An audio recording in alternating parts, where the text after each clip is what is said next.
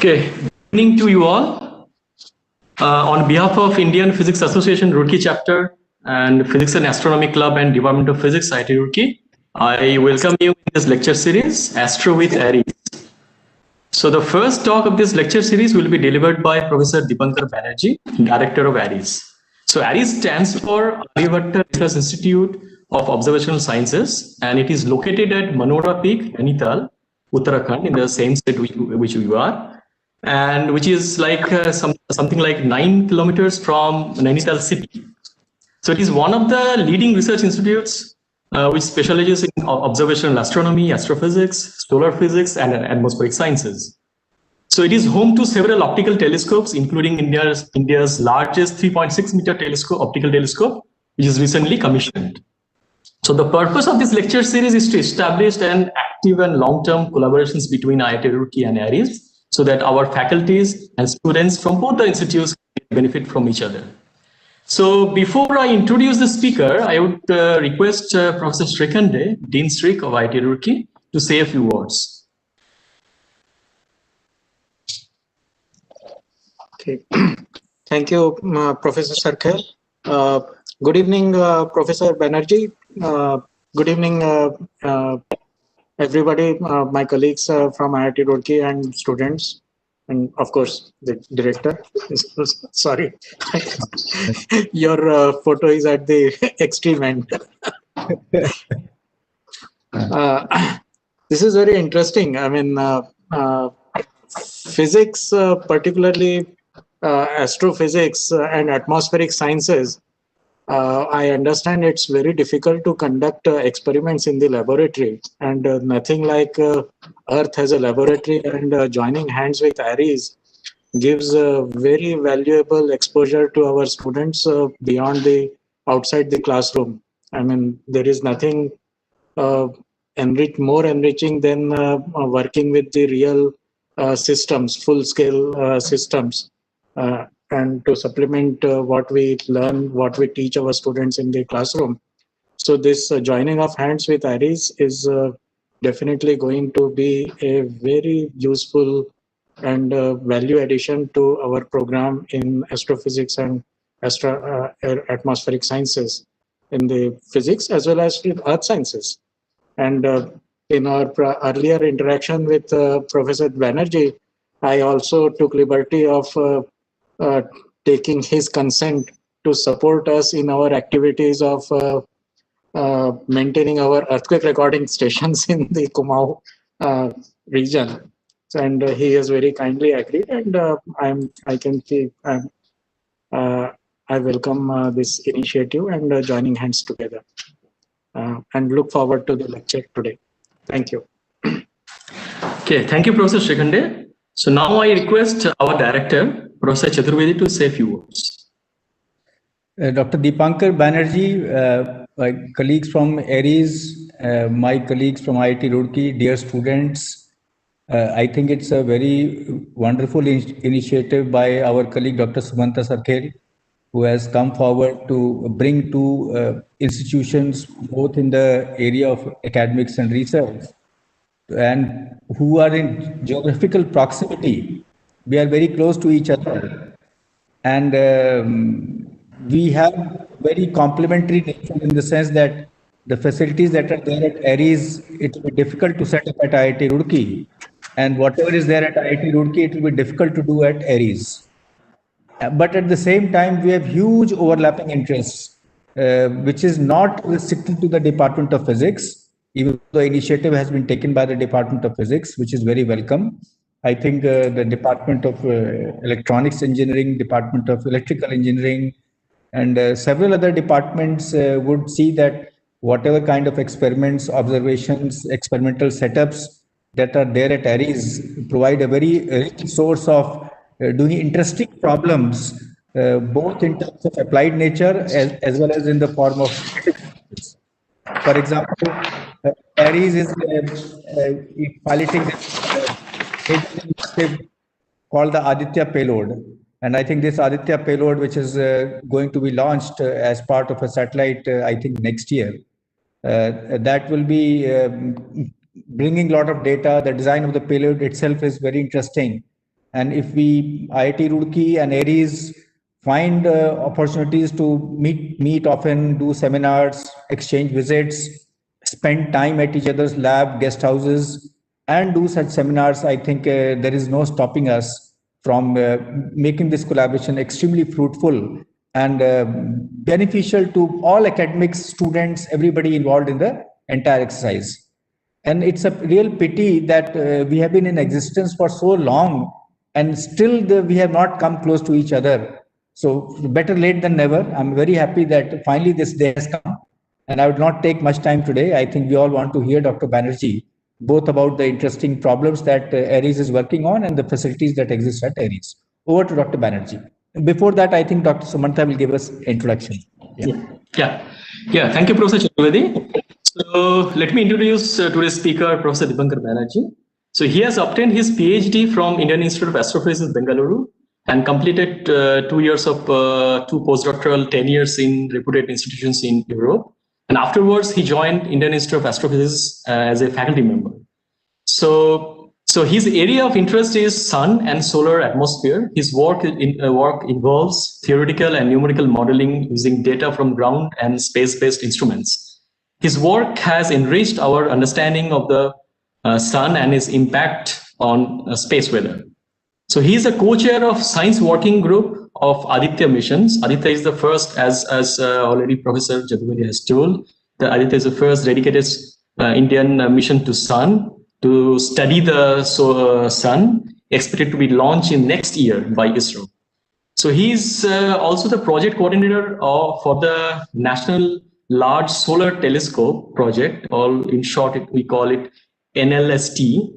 And it is a proposed 2-meter ground-based telescope planned to be installed at the Himalayan site. So he is also involved with NASA's Punch mission. So with these few words, I now request Professor Banerjee to deliver the lecture. So let me just start sharing my screen. Just here to confirm that you're able to see my screen. Yes, it's visible. Okay, thank you. Just let me minimize this, some of these things. Okay, so thank you very much, Professor Chaturvedi and all the colleagues, and particularly Sumanta. He has been instrumental in bringing us closer. And this particular platform, it's a good opportunity for me to share, some of the activities what we are doing in ARIES. But of course, it cannot be a fully comprehensive, lecture covering all the subject areas, which is happening at ARIES. So what I decided that I will divide my talk into 2 halves, and the first part I will focus on just showing you some of the activities or some of the facilities what we have in ARIES, and how we can work together on certain aspects, as Professor Chaturvedi has very nicely indicated, that there are a lot of overlapping areas where we can shake hand and learn from each other. Complementarity is there in many aspects, and just not only in astrophysics or atmospheric science, but a lot in engineering activities as well. Because these sophisticated telescopes do need sophisticated instruments, and the back-end instrument development, needs a high-level engineering skills as well. And we are fortunate to have quite a few of our engineers are also PhD holders, including from IIT Bombay and so on. So I think this is a very good opportunity to work, ahead and do things together. So it will be an overview of the facilities at ARIES. We start with the 3.6 meter telescope picture. So our mandate is to promote, guide, and carry out frontline basic research in the areas of astronomy, astrophysics, and atmospheric science.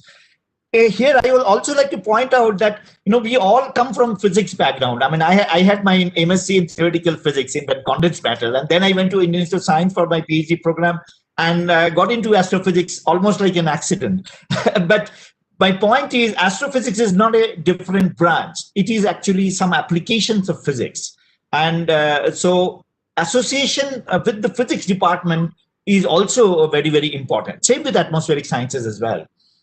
So we also have a big mandate of building and operating state-of-the-art facility to study Earth's atmosphere, planets, stars, galaxies, and other celestial objects and phenomena. And in that context, as I mentioned, the technology is very important.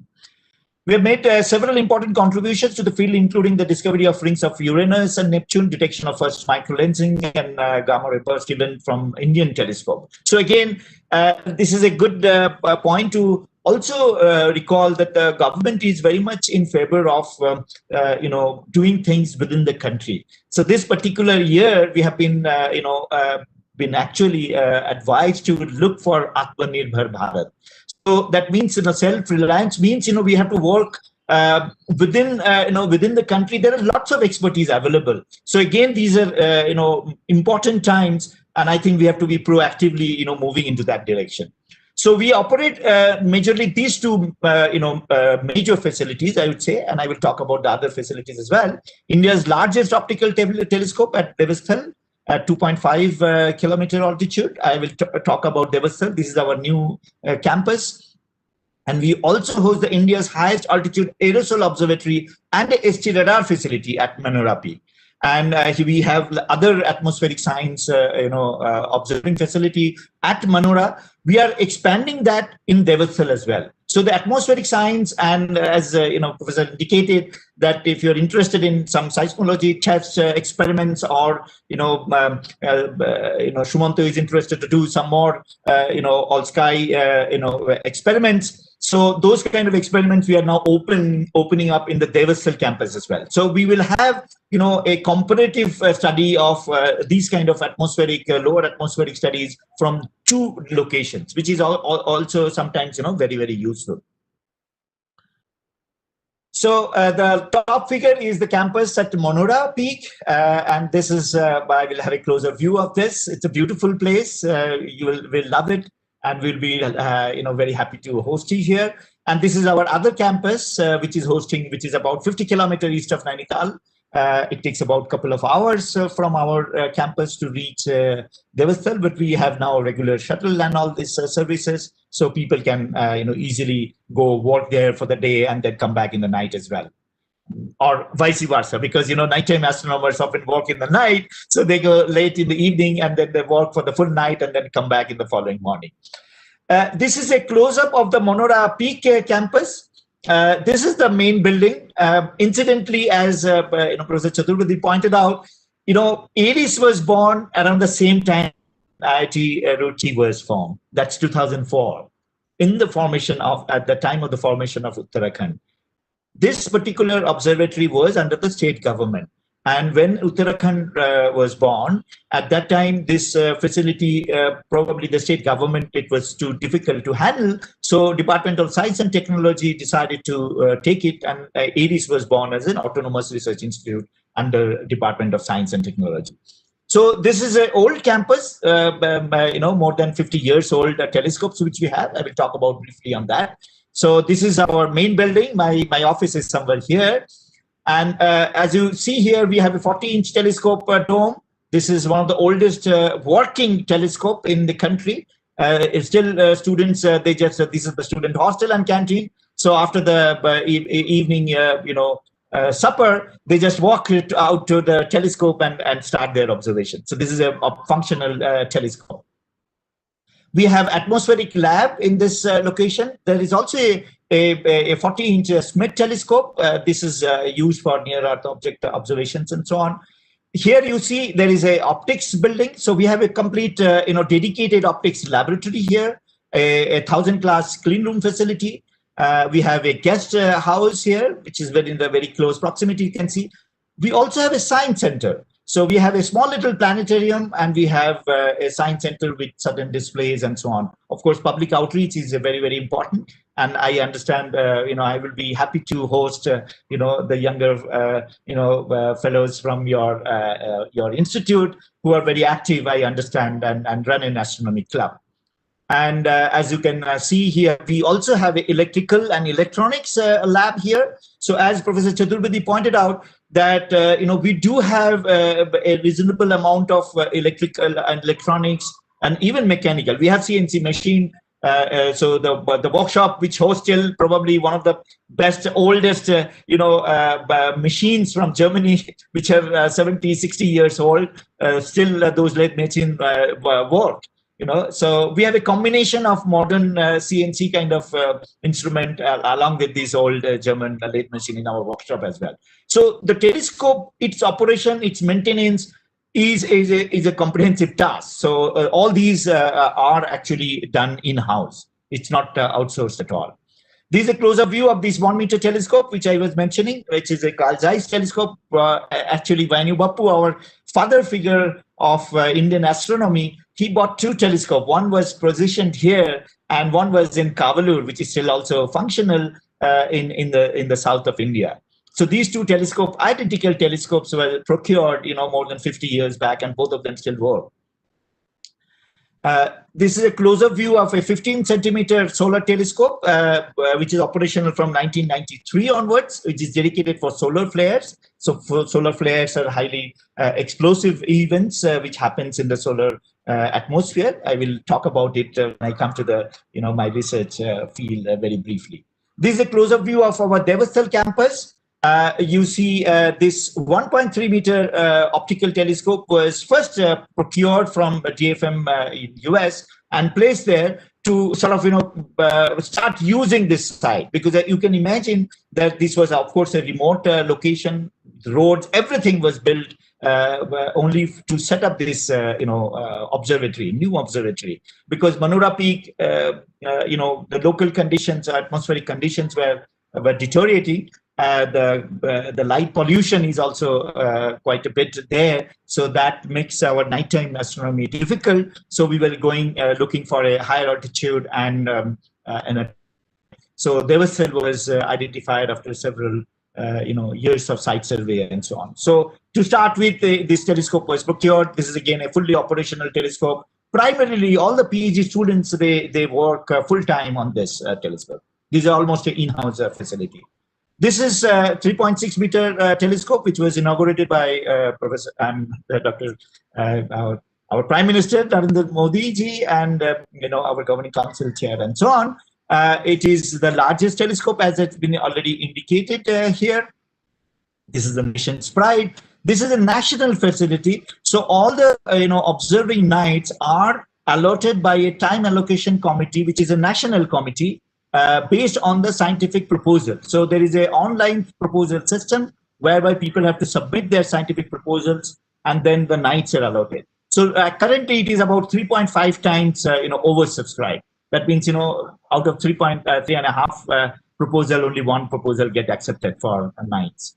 So, and we also have a very unique facility which is coming up, and Devastal.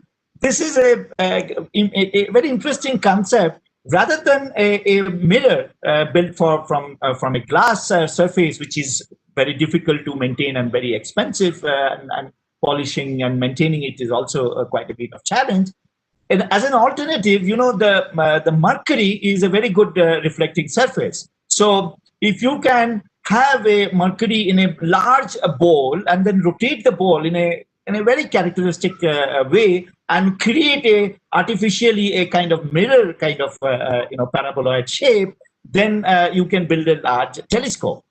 Of course, this telescope cannot be rotated in different longitude and so on, because this particular gravity assistance paraboloid mirror from the liquid mercury will get distorted. So it is only looking at at a particular direction in the sky, basically around the zenith, and it just looks continuously. But since mercury is a very good optical surface and much cheaper, so the cost of these becomes only sort of 1/10 of a standard traditional telescope. Nowhere in the world actually such a telescope now is functional. There were certain attempts in different parts in Canada and in US, but for different reasons they couldn't continue. So this is an international project. And you can see that, technologically a very highly demanding project. The Belgian and the Canadian partners we have, and this we expected to have the first light anytime but because of the pandemic, they are not able to travel. Everything is set. The moment they're able to come here, hopefully, by May, June, we should be able to get the first flight. That's the now projected scenario. This is a close-up view of this 1.3 meter telescope, and as you can see, the beautiful Himalayan complete range in the background. It's a fantastic sight, and we are fortunate. The astronomers are fortunate to be able to go to the best locations across the globe. So this telescope has been looking at optical transients and different variable objects, supernova, gamma ray bursts, active galactic nuclei, and so on. So tonight also, some students will be spending the full night there.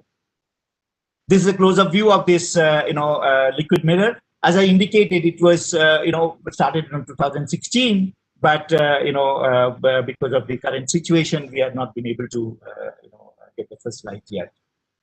This is, again, the inside view of this mammoth 3.6 meter telescope. But as I indicated already, it's just not the telescope which is important. Along with the telescope, the back-end instrument, what kind of imaging instrument or a spectroscopic instrument, in what wavelength and what kind of technology, whether it is fiber fade or it is a traditional spectrograph with a grating. So all these things matter a lot in terms of the precision or the sensitivity what you can achieve for the nighttime. So it's not enough to have the telescope. So continuously, we are in the process of building new and new instruments. And in this particular context, again, as Professor Chaturvedi mentioned, the collaborations with the engineering faculties from the IITs will be very, very useful venture. Very quickly, I will go through the atmospheric sciences. So the idea is I'm giving a little overview in a quick fashion, but what Shumanto has probably indicated already, that we are going to have a series of lectures, and some of my colleagues will be talking about these individual areas, like the engineering side, the astronomy side, and then if some people are interested in say more theoretical side in terms of astrophysical, black holes and the cosmology and things like that, we have identified somebody for that. And then of course atmospheric sciences. So the divisional chairs have been requested to give a more comprehensive view of the scientific activities of and engineering activities of these different areas. So I'm just giving a very, very quick overview. So primarily it's looking at air pollution and climate change studies, trace gases, aerosols, meteorology, dynamics, and we have LIDARs. We have balloon-borne facilities. So and now we have started functioning fully the highest altitude ST radar. So there are joint observations taken from every week almost. There is a balloon-borne experiment to look at the density profile and so on, and the ST radar comparison are done. So we have these different instruments. I will not go into details, but just to quickly tell you that there are boundary LIDAR, and then there are LIDAR as well. ST radar is there, and then some of these trace gases experiments are there. There are a lot of actually collaborations between ISRO and in ARIES as well. Some of these experiments are funded by ISRO as well for climate change. And again, there are satellite missions. ISRO is also looking at a new satellite mission. Probably some of you have heard about a mission called Disha, and we are looking forward to this kind of collaborations as well. So again, this is a long list and a sort of collage of pictures of some of the instruments which are there at the Manora Peak, and about the ozonosonde and the radiosonde experiments which are regularly done from ARIES as well. So, and as you can understand, there are a lot of interest in the greenhouse experiments as well. And during this pandemic period as well, there were a lot of inquiries that about our parameters, what we are recording. Are there substantial changes from the other similar period in other years? Now, I will very quickly also like to mention about our academic human resource strength. So the green bar shows our strength of research scholars. And I essentially have taken over the directorship about a year back. I mean, 1 week less than a year now, more precisely. And I have been trying to really rejuvenate the student program and the postdoc program. And as you can see, the postdoc program already has some significant results. So on an average, we used to have only 2 to 3, 4 postdocs. Now we already have about 12 postdocs, and we have about 55, research students, all PhD students at this point of time. There is also a little increase in this, and I'm actually looking forward to enhance this student intake as well. And government, of course, all of you are aware, are very much in favor of better and more qualified, human resource development. Of course, you can see that the number of faculties have reduced. So this is again a new task, and I have taken up. So 4 faculties are joining in this month itself, including one of your postdocs who is joining as a staff member next Monday. He's already here in Haldwani. So that's the sort of overall staff academic strength. Of course, these 18 members do not include the engineering faculties. So we do have about 11 engineers, and some of them are also PhD holders. So, but since we do not have a sort of recognition in a university where this kind of diversity is available, some of our engineering PhD holders are not able to take students. So this is again also a small area which I would like to make make a correction to. And if we can get along with organizations like you, I think the engineers will also be happy to get more students and so on. So that was about my first half of the introduction to the institute. As Shumantu pointed out, I am a solar physicist by heart. So I thought I will give you a glimpse, or why do we study this particular our nearest star, the sun. Very little flavor, so more in a more I would say elementary level, not to get depth. But I'll be very happy if somebody has a question in more terms of physics, an in-depth question. I'll be happy to answer that then. So this is a picture of our nearest star, the sun. It's it's a very dynamic star. It is always changing, and why we study sun is because this is an object which is close to us. We can see much more details of this particular object, and whatever we learn from sun, we can extrapolate to other stars, because most of the other astronomical objects in the sky we study as a point object. We cannot really see such great details what you see here. This is an image taken from a NASA satellite in an extreme ultraviolet imaging filter, which maps the outer atmosphere, the lower corona, it is called. This is not the COVID corona, but the solar corona. And here you see these are regions where things are bright, and it appears that underneath these bright regions, these kind of loop structures are there. They're connected, by magnetic field lines. So there are highly concentrated magnetic field regions whereby things that the plasma is confined, but some instabilities and some kind of motions may disturb this magnetic configuration, and eventually you can have this material which was trapped inside these magnetic structures can get erupted, and you get this kind of eruption. Some of the material will fall back to the sun, and some of the material will travel into the interplanetary space all the way to Earth and beyond. So we need to worry about when such an explosion happens in the sun, how it will travel all the way. So this is the area called space weather. I will talk about it briefly. So the sun is a normal star. I will not go into detail in terms of what the normal stars are. There is a nuclear reactions which happens in the core. Hydrogen gets converted into helium, and still that process will go for another several millions of years. We need not worry about. So like all of our human life, we undergo at different stages, at different phases. The stars also are born from interstellar medium, and then it undergoes a middle age, and then this star will become a red giant, and so on.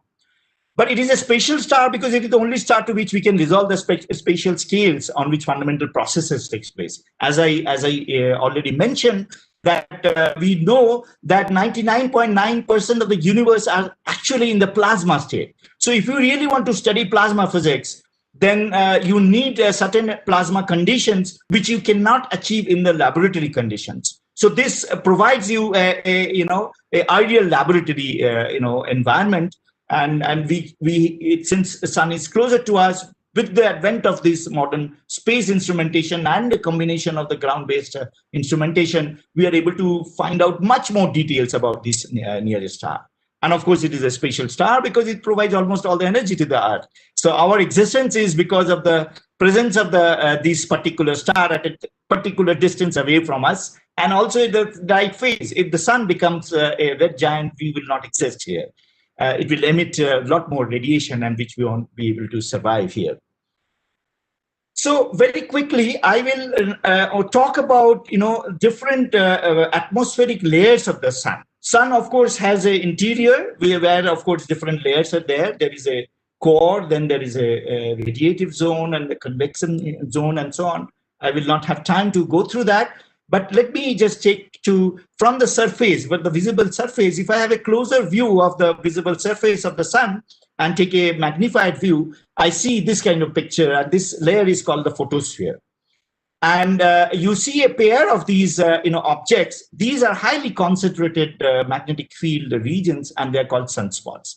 And these sunspots, sometimes they appear on the surface, and some days they are not there. So how many sunspots will be there at certain certain day or certain years also varies. So there is something called a solar cycle. That means the number of sunspots on the surface of the sun varies with time, with the periodicity of 11 years. So this is again a very, very interesting area where I personally work using data from Kodaikanal Observatory, which is one of the oldest observatories in the globe. And we have been looking at the sun for more than 100 years with the same instrument. That makes actually the Kodaikanal data very, very unique. We didn't have money to change the instrument, so we have continuously observed the sun with the same instrument. That makes a unique data, and that data has now been completely digitized and then been made available to the global community, and I take a lot of pride on this. This is again another area of open data.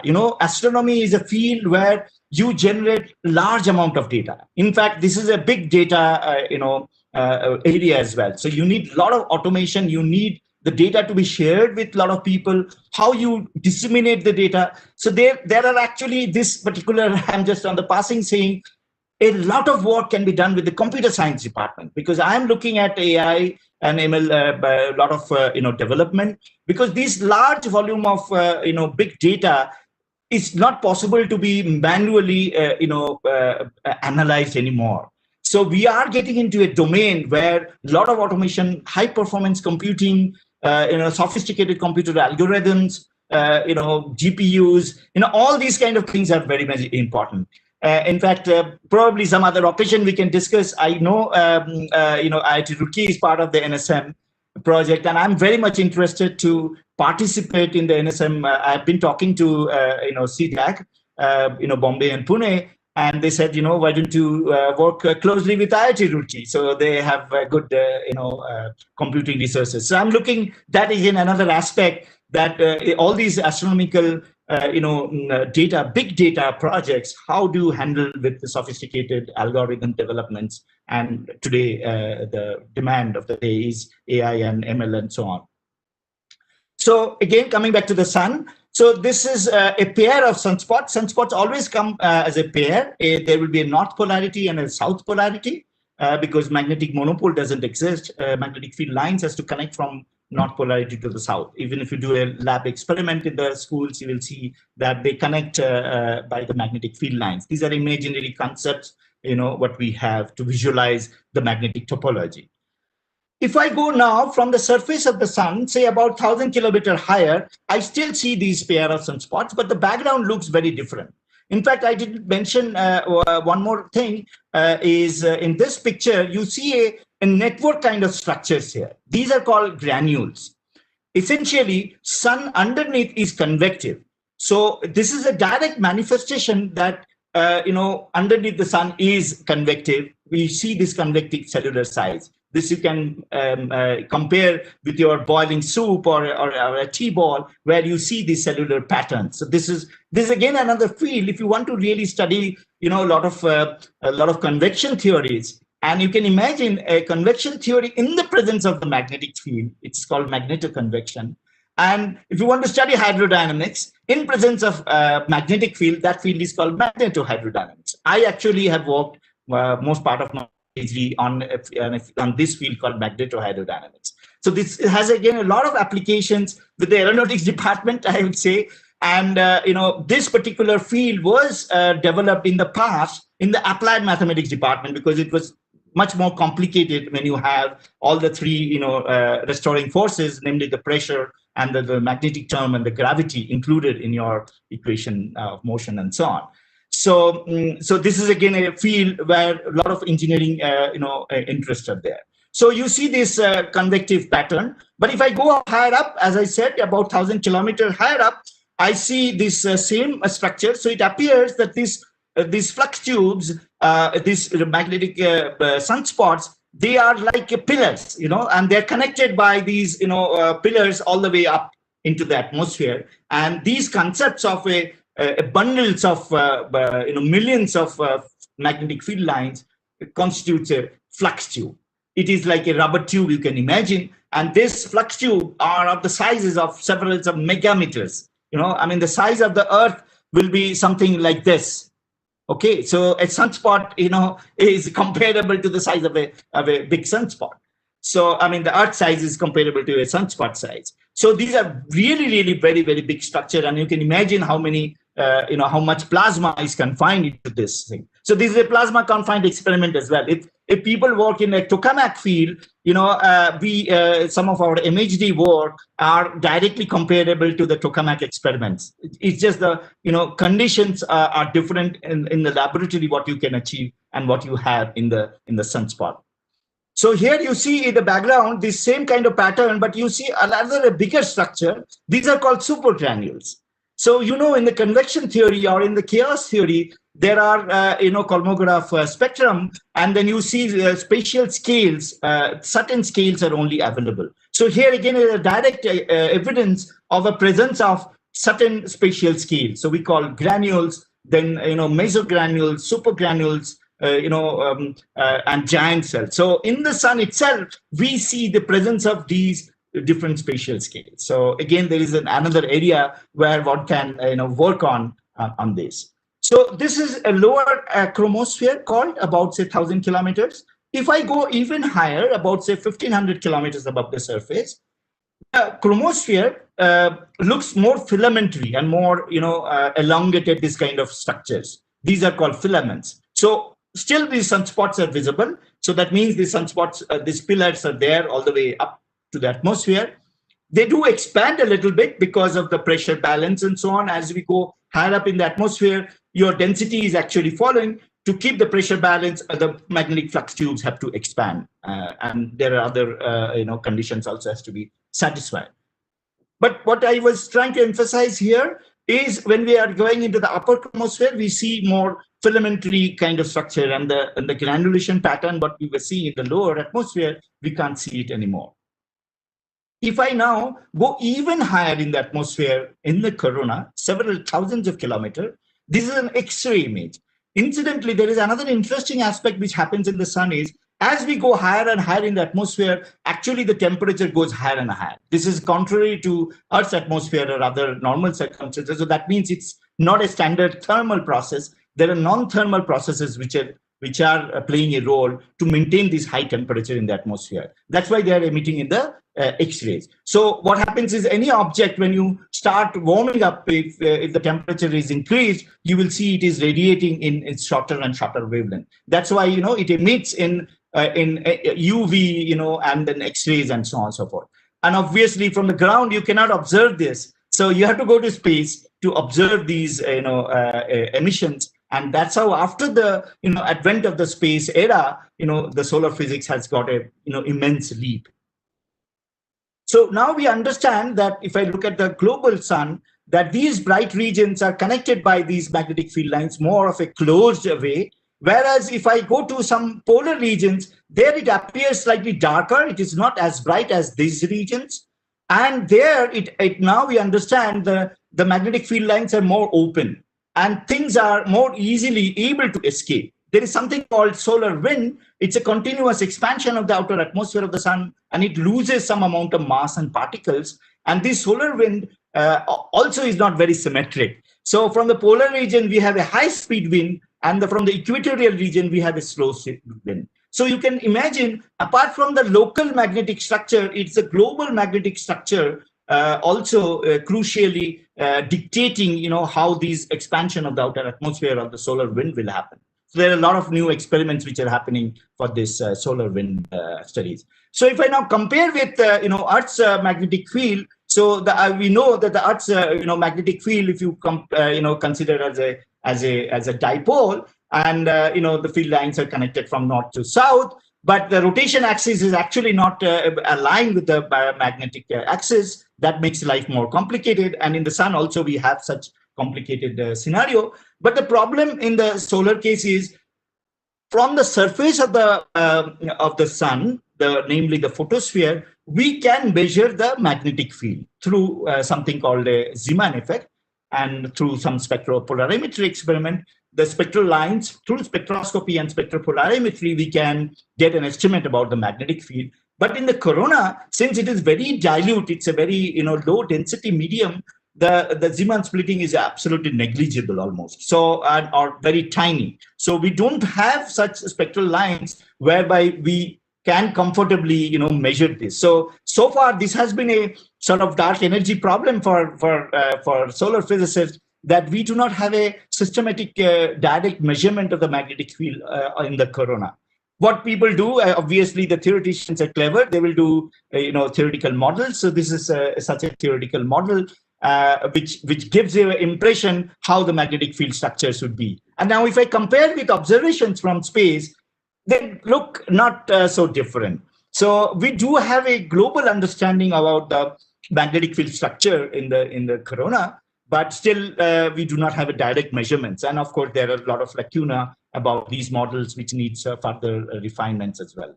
So with that very quick background, I just wanted to also emphasize the fact that modern day astronomy is done in a multi-wavelength scenario. If we would have done only astronomical observations from the ground, we would have restricted ourselves only with this view of the sun. This is the optical view of the sun. But if I have an infrared telescope or even an ultraviolet telescope or an X-ray telescope, you see that how different the sun looks like. And now we understand the different layers of the atmosphere coupled, they're linked. Anything happening on the surface, immediately have a response into the atmosphere. Anything happening in the upper atmosphere will have a subsequent effect in the heliosphere. That means the sun-earth distances and so on. We actually live in the atmosphere of the sun, because the atmosphere of the sun is extended all the way to the different planets and so on and so forth. So it is very important to understand the dynamics which is happening in the different layers of the sun. So multi-wavelength is the key for modern day astronomy and for solar physics as well. This is example very quickly I will talk about. This is one of our recent work led by one of my former student. He was interestingly in China for the first postdoc, and now he is in NASA. But while he was in China, he could get observations from a US telescope.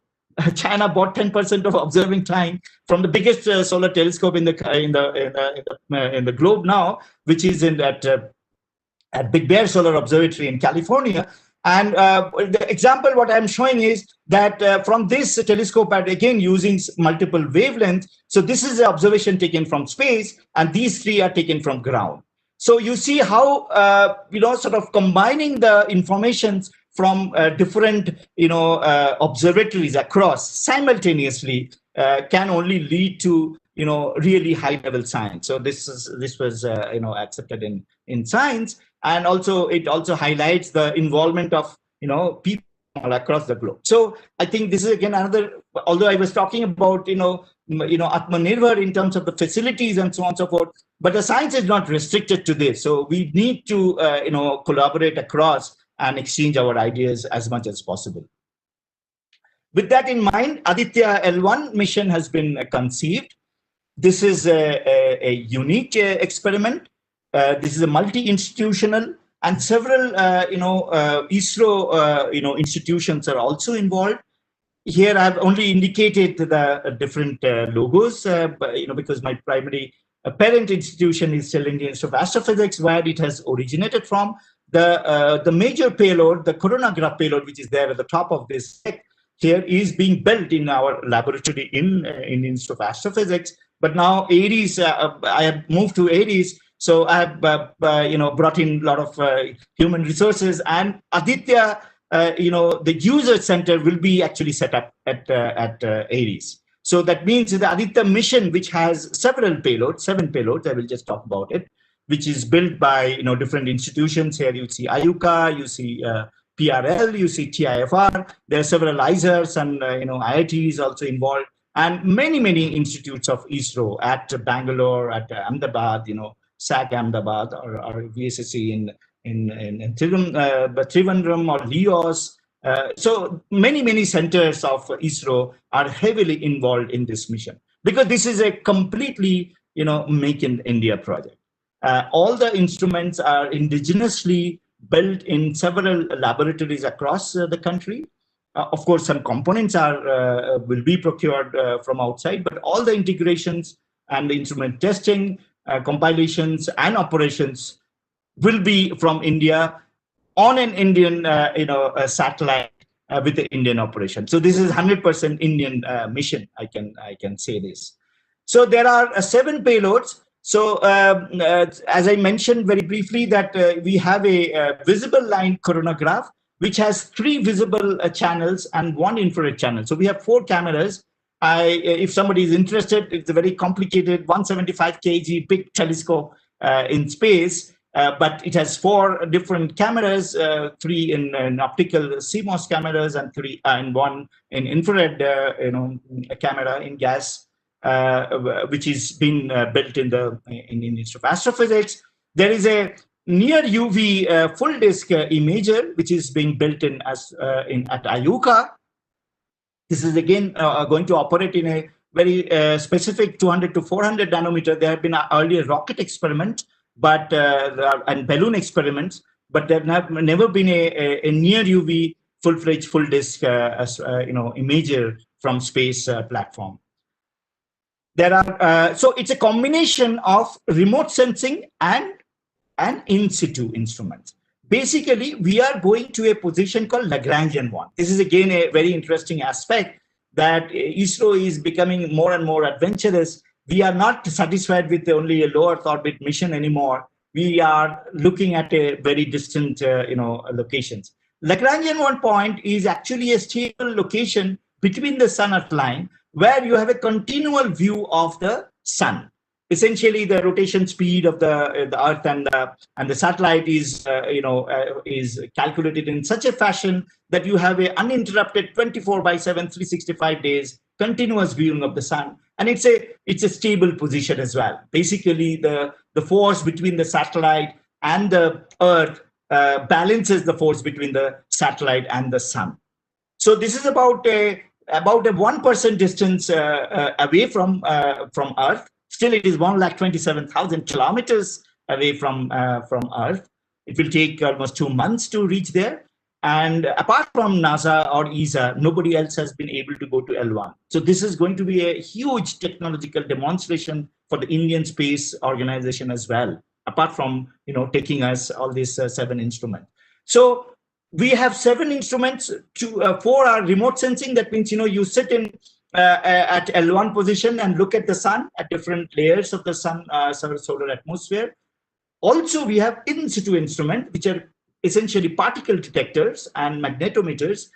If something comes out of Sun, as I indicated, that huge explosion which you saw in the first movie, that will have to travel through this satellite before it reaches Earth. So we will be able to characterize the properties of these huge, material which is coming from the sun in terms of their charge state, in terms of their composition, in terms of their magnetic field structures, and so on. So this is a very, very important experiment as well.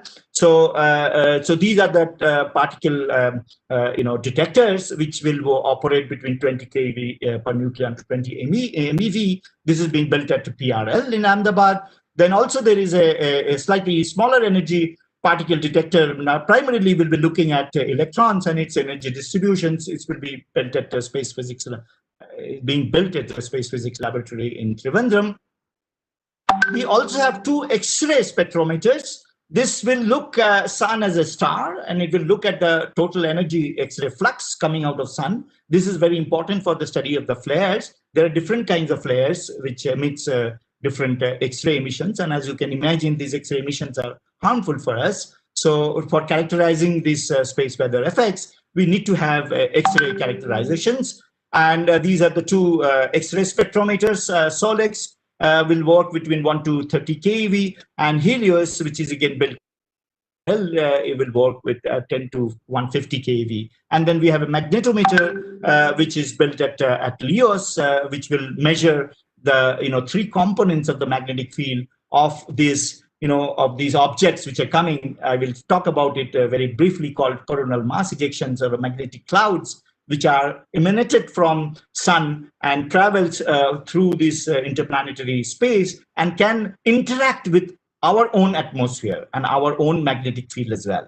So that's a very, very important area, again called space weather effects. So this is a payload stout view of these different payloads. Again, as I mentioned, this VELC, the coronagraph. Basically, the coronagraph mimics a total solar eclipse. I have not talked about it much. I will just very briefly talk about a little more. That during the total solar eclipse only, the solar disk is covered by moon. And the bright solar emission from the photosphere is completely occulted or blocked. And then you can see the emission, which are much weaker, 10 to the power minus 6 times than the emission of disk coming from the corona. So here we mimic that total solar eclipse condition by occulting a disk. These are called occulters, and blocking the solar emission, and then we look at the atmosphere, primarily the corona. So this will be the field of view. So this is an image of a total solar eclipse, and as you can see here, so the yellow line corresponds to the solar disk. So our occulter is slightly bigger than that, but it will allow us to have a continuous view of this corona. And as you can see in the corona, there are many structures we call helmet streamers, then there are polar plumes, and all these structures are actually highly variable. This is a very dynamic phenomena what has happened today. If I take this snapshot and 5 minutes afterwards, this structure could be different.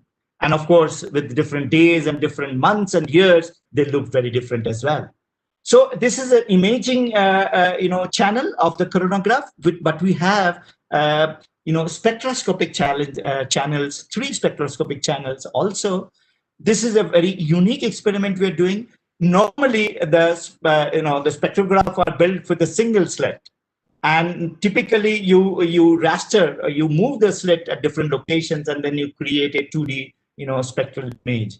Here, for the first time, we are trying a multi-slit experiment from space. No time before such an experiment has been done. We have done that experiment from Easter Island in one of the eclipse experiment. I was fortunate enough to be able to go to Easter Island to do this experiment, and that has given us the confidence that we can build such an instrument for space as well. So this is again a unique experiment whereby we will be able to characterize the plasma properties. You see, the image gives you a nice view, but that is not enough for doing the physics. So to do the physics, you need plasma characterization. That means you need a measure of their density, measure of their temperature, their composition, the velocities, and so on. So spectroscopy is again the major tool for astronomy, and solar physics has always shown the way. As I was just briefly mentioning, that normally the corona, what you see, also changes with time. So here there is a collage of solar coronal image. taken from two different filters. So I indicated that we do multi-wavelength. When we do multi-wavelength, at different wavelength pictures corresponds to different layers of the atmosphere of the sun. And now we understand that if we take two images with two different filters, they always do not overlap. So this is just an overlap of two images taken from two different filters during a total solar eclipse. As you can see, 2006 eclipse image is different from 2008, and then it's again different from 2009 and 2010. So as I was indicating that how dynamic these coronal structures are, these are almost like snapshots. So because eclipse conditions, they are very rare. And of course, total solar eclipses are ideal occulter, but we cannot afford to wait for another eclipse and travel across the globe with heavy instruments. So the space platform provides us a unique laboratory. And then this is again a very nice example I wanted to connect. This is done by one of my colleagues from ARIES Kolkata. As I mentioned, I work closely with ARIES Kolkata. I'm an adjunct faculty there as well. And one of my colleagues, Dipendu Nandi, he predicted the solar eclipse image one day before the eclipse. How the eclipse image should be one day before the eclipse. So then eclipse was observed, and then it was compared, and then they were found out to be a reasonable good balance. So we still do not have a complete understanding of what is the magnetic structure of the corona on large scales. These are the large scale structure what we are talking about. How does the magnetic field change on a global scale with different time scale? I mean, how does it change in few minutes? How does it change in several hours or even years? So that kind of understanding we do not have because of the absence of the measurement of the magnetic field. I didn't have time to go through very much detail, but in this spectrograph, we are going to have a spectropolarimetry capability with the infrared channel for the first time again from space. And we are hoping that we will be able to measure using all the Stokes parameters the first time the magnetic field in the corona. So that's again a big attempt for us. These are the objects which I was talking about from the all the way from the sun. You see a huge explosion has come. This is the solar corona. Then this is the heliosphere, and then here these are the different planets. What you see. So this is the near Earth environment. So we need to really follow these objects all the way from the sun to the Earth. So Aditya is going to look at focus mostly in this region. So that means we have to include information from other missions. As Shumantu pointed out, I'm actually a co-I of Punch mission. This is a NASA mission which is going to look at these regions of the heliosphere. So I'm hoping Punch is going to be launched probably in 3 years' time. So we'll have a considerable overlap with Aditya. So we'll combine these informations to get a complete picture of these coronal mass ejections. And then again, these coronal mass ejections are, if you see from different coronagraphs at different vantage points, sometime in space in one location in L1 or in a separate, out of ecliptic plane, they look very different. So these are fascinating objects. To understand their properties, we do need to combine data again from multiple vantage points and multiple spacecraft as well. So the way we are looking at Aditya, of course, is an indigenous Indian mission, but to have a complete understanding, it is very important that the Aditya science team works closely with other NASA and ESA missions. Of course, one beauty of this solar physics experiment nowadays is all the data. NASA doesn't approve a single payload without an open data policy. The moment data is collected, it is available through next day through the internet. So data availability is a very crucial component for taking the science forward. So I still see that the future of solar physics is in India is through these youngsters. I conducted a summer school in Leh, interesting place, and I had a good bunch of youngsters. So my point is that whatever we do, we have to excite these young guys. This is my students group called Deepu's Gang. And I'm very fortunate to have very good, bright students. And we have many different projects, which I'm very hopeful that the future is very bright for solar physics in India. So thank you for your attention. I've just tried to combine these two aspects just to, I always feel excited about what I do to transmit that to the youngsters. And I hope, my messages in terms of, these different areas and so on and so forth will sort of pave ways of our collaboration. And the subsequent talks in subsequent weeks from my colleagues will elaborate some of these areas in a slightly more comprehensive way. Thank you very much. Okay, thank you, Professor Banerjee, for the wonderful talk. So we have definitely have some questions. So would like to ask. So if somebody wants to ask, please type in the chat box. I know you have already a few questions lined up. So the first question is, do ARIES have some plans to do gamma ray astronomy in future? Okay, but no, primarily because you need to still go to higher altitudes. In fact, altitude of the is 2.5 kilometers. Ideally, you should go above, say, 5-kilometer kind of altitude. And since you asked the question, there is a gamma ray experiment which is happening at Hanle.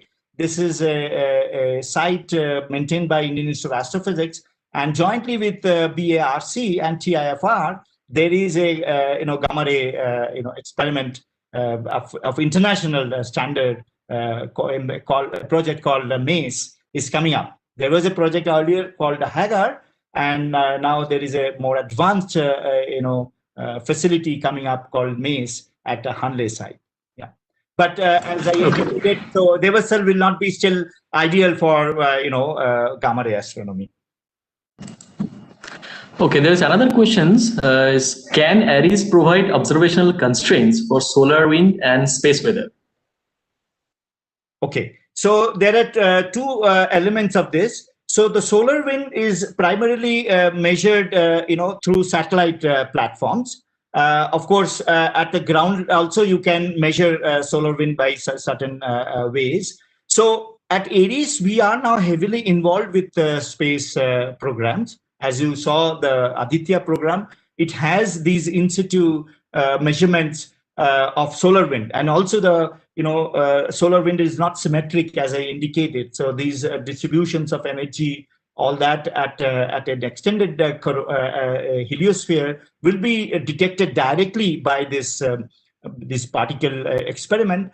Along with that, the coronagraph will give you measurements of flows very close to the sun. So these two informations in terms of close to the sun and at a larger distance is already available will be available from Aditya. In addition, of course, there is a dedicated mission called Parker Solar Probe, which is looking at solar wind. So we will be looking at Parker data as well. We'll have joint observations from Parker Solar Probe, and there are other instruments on Solar Orbiter as well. So from ARIES, since you asked the question, we will be definitely be heavily involved in solar wind research. Space weather, of course, because we are interested in CME science, how the CMEs are coming out of the sun and how they travel through the heliosphere, because the CMEs have to go through this background solar wind. So there is an interaction of this plasma cloud blob with the background flow, so to say. So there are a lot of physics. I have actually at least 3 PhD students who are working on CMEs. So we will be very much involved with the space weather. There are talks about space weather prediction center to be built within the country as well. So that is also hopefully will come within a year or two. ISRO is talking very closely with some of us for this space weather center as well. So yes, ARIES will be definitely involved with this research areas. Okay, so what is the temporal resolution in terms of solar imaging? I mean, of like coronagraph on board Aditya? Very good question. So since we have a CMOS camera, actually the exposure times have to be very short because the CMOS do not have a big potential well. So it has an exposure time all the way up to 50 milliseconds. So you can imagine you can take several frames, within a second even. So this is also a unique property of these Aditya, our payload, that we will have probably the highest cadence coronagraphic observation from space for the first time. But having said that, there is a big challenge. The moment you take many, many images, you have to store those images somewhere in space and then download them as well, right? You are going to a Lagrangian one position. So that means, your link is going to be slightly weaker as compared to a low Earth orbit, satellite. So that means we have to be very, take these images very judiciously. So there will be research, observing proposals based on that. At a very high cadence observations we'll be taking, but that will not be a default observation. We have actually onboard intelligence to detect CMEs. This is again a first time one of my PhD students have developed an onboard logic which has been implemented in a PGA coding by the people at SAT. So this is again another area. I mean, your engineers will be heavily excited, I'm sure, that how a mathematical model can be incorporated in a FPGA coding in the onboard electronics. So that has been also achieved. So that will give us a 1 minute kind of cadence all the time, and automatically detect the CMEs on board. Okay, so there's another question. How sunspots are formed? Okay, very good question again. So as I mentioned that the sunspots are strongly concentrated magnetic field region. So now the understanding is that underneath the sun, within the convection zone, probably at the base of the convection zone, there is a sort of dynamo. So it is believed now that the magnetic field is generated through this process of dynamo, and it's a combination of the two driving forces, that the sun is rotating around in its own axis. I did not mention sun rotates around in its own axis also differentially. That is actually quite a complicated thing, that the equator rotates faster than the pole. You can imagine that your tummy is rotating faster than your head. What kind of shear forces will be within your body, right? So within this convection zone, it appears that this convective material is undergoing this kind of shear rotational motion. So a combination of convection and rotation drives this dynamo, and that generates the magnetic field inside in the form of flux tubes. And these flux tubes are like a magnetic, as I said, rubber tube. And since they are lighter than the surrounding, they pop up. Like if you take a magnetic or sort of a rubber tube and immerse it in a bucket of water, you will see your tube will try to float up because of a property called buoyancy.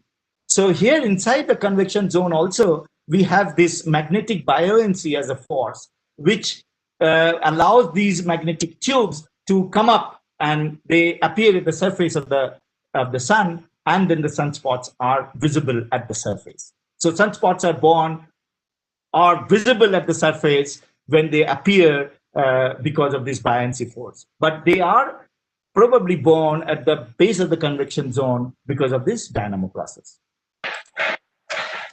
Okay, so there is another important question is, does ARIES provide any internship program in solar space? Yes, we do have an internship program. Unfortunately, this year we had to stop that. We couldn't host anybody. We do take interns in the summer and the winter through our online process. We also take interns through academies. See, Academy of Sciences have an intern program, and they choose. So I'm a continuous, student taker from academy. There is also a program called NIUS. It's a National Initiative for Undergraduate Studies by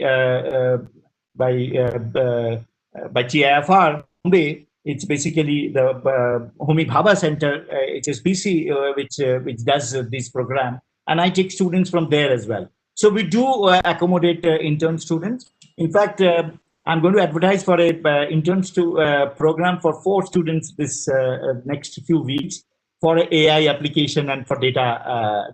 So it will be primarily for engineering students. And you can look for an advertisement in another week's time. I want to develop some search engine and some data pipeline for Aditya as well. So for this kind of things, I'm going to take four interns. This will be a long-term 6 months kind of intern. And if somebody has a final year master's thesis, one can apply to that. So we do have a internship program. We also run schools. In fact, we run at SOA school. This year, it will be also there from March, but it will be an online course. So it will be a two-week program. Hopefully, we'll be advertising it very soon in March for undergraduate students. Okay. So there will be a really good opportunity for our students to apply for this internship program. Okay, there is a last question actually. Why there will be a solar cycle even though there is a change in the mass of the sun? Okay, so when I said that the solar outer atmosphere is losing a little bit of mass, in the form of a solar wind, it's like taking away one bucket of water from the sea. It's actually the mass loss is very, very tiny as compared to the total mass of the sun. So the mass loss in a time scales of hundreds of thousand years is almost negligible, because these particle densities are very low. It loses some amount of mass, but the total mass of the sun is actually 99.9% of the total solar system mass is actually in the sun. So you can imagine how massive the sun is. So the mass loss is almost negligible. Basically, dynamo is a cyclic process. It's a nonlinear process though, but it is a cyclic process. So because any cyclic process will have a periodicity associated with that, but it is not a perfect cycle. That's why it's not a perfect sinusoid. It's not always that it is exactly the 11 years is the periodicity. Sometimes it is plus minus 1 or 2 years. And the amplitude of these oscillations are also not always the same. So it's not a perfect sinusoid. It's much more complicated than that. Okay, thank you very much. So now I request our head of the department, Professor G.D. Burma, and the president of Indian Physics Association Roorkee chapter to say a few words. Thank you, Professor Sarkel. Good evening to everyone. So on the behalf of Indian Physics Association, Roorkee chapter and Physics department, I would like to thank Professor Dipankar Banerjee for giving very interesting first talk of the ARIES lecture series. Your talk provided details of different facilities available and research were going on at ARIES. So this lecture series will be helpful to establish an active and long-term collaboration between IIT Roorkee and ARIES. And with collaboration, BTech Engineering Physics, MSc Physics, and MTech and PhD student and faculty members of Physics department will be able to use the facilities of ARIES and vice versa. So with these words, I again thanks Professor Banerjee for giving nice talk. I also invite him to visit Physics department once the COVID problem is solved. So I also thank Professor Sarkel and Professor Gauri Setti for taking initiation to start the lecture series. Thank you. Thank you very much. It's my Thank you, Professor Verma. Yeah, I'm looking forward to the opportunity to come and visit you in person. Yeah, it will be nice if you visit here. Yes, certainly I will do that. Okay, thank you, Professor Verma. So I request Professor Sunil Krishna to convey a vote of thanks.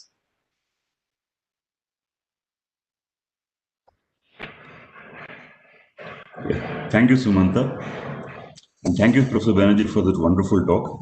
So on the behalf of the organizing team, on my personal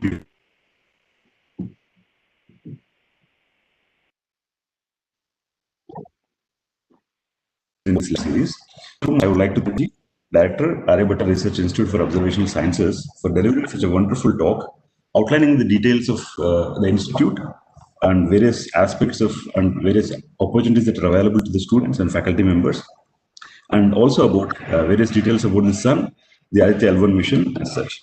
I thank our Honorable Director, Professor A.K. Chitruvedi, for sparing his time to attend the lecture, and also for all the support and encouragement in shaping the MOU between these two institutes. I thank Professor Manish Srikhande, Dean Srik, IIT Roorkee, for outlining the exciting opportunities, and all the team members of PAC, the Physics and Astronomy Club, which is under the Student Technical Council, IIT Roorkee, for their support in organizing this lecture series.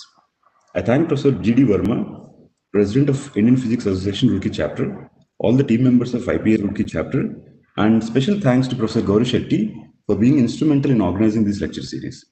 So I would now request all the faculty members of IIT Roorkee who wish to have an interaction with Professor Banerjee to stay logged in.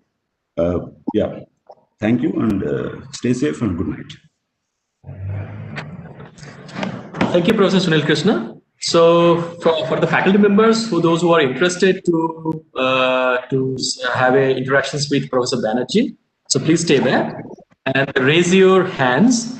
That is in the bottom right corner of your WebEx events.